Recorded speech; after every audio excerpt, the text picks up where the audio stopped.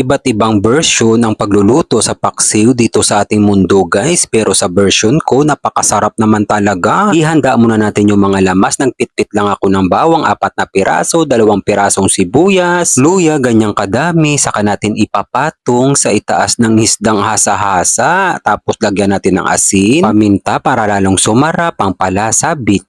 Maglalagay din ako dito asukal, pampabalance ng lasa, 2 kutsarang toyo, 2 kutsarang suka, maglalagay din tayo dito mantika, optional lang yan guys ha, 1 kutsara, tapos 2 tasang tubig. Maglagay na din tayo agad sili, 4 na piraso, saka natin pakukuluan to guys. May kaparis pala to, buro na itlog. Yan ang masarap kaparis sa paksiw guys. Yan yung masarap na buro guys, yung nagmamantika. Saka na natin to durug-durugin ng kaunti guys, yung ganyang size guys. So pwede na yan. Maglagay din pala tayo dito sibuyas, 4 na piraso pala yung ginamit ko guys. Tapos kamatis, ganun din 4 na piraso, yung ganyang pagkahiwa lang guys. Saka natin ihalo sa buro, maraming kamatis guys, mas masarap. Tapos paminta, haluin lang natin guys para mag-complement talaga yung mga lasa na nilagay natin para masarap talaga yung kain natin. Saka natin babalikan yung niluluto nating paksiw, saka natin titikman.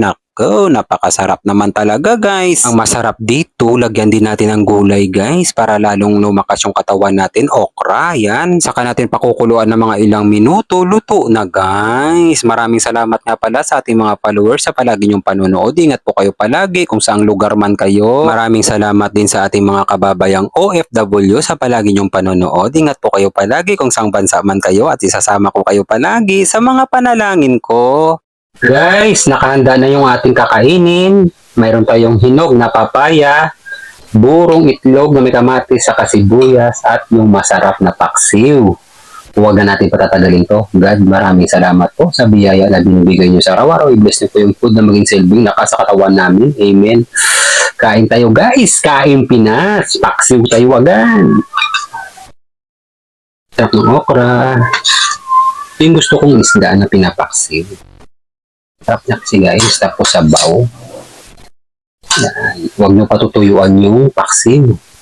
Kasi walang sabaw kapag pinatuyuan nyo, di ba? Kain.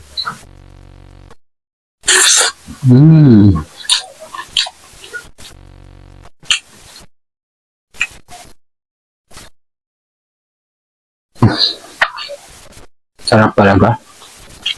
Yung nagpapaksiw ako, gusto ko yung may toyo.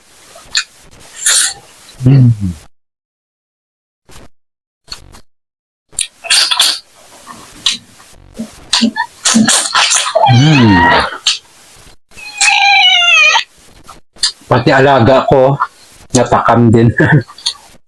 Mamaya na kayo ah.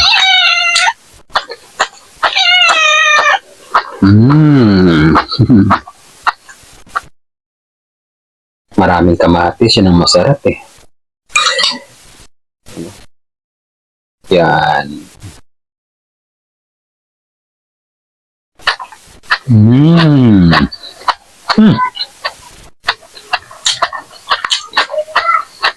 Ang sarap ng buro.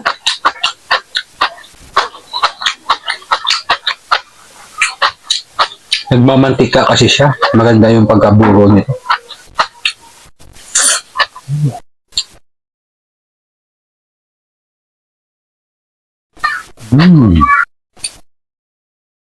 Try nyo yung ganitong isda ipaksiw. Tapos lagyan natin ng konting sabaw.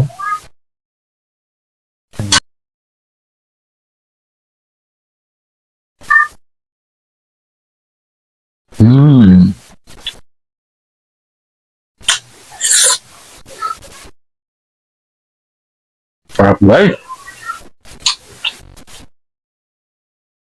Guys, try nyo to ha. Napakasarap niya. Ganitong combination ng ulam. The best to guys. May sabaw ng paksiw sa buro.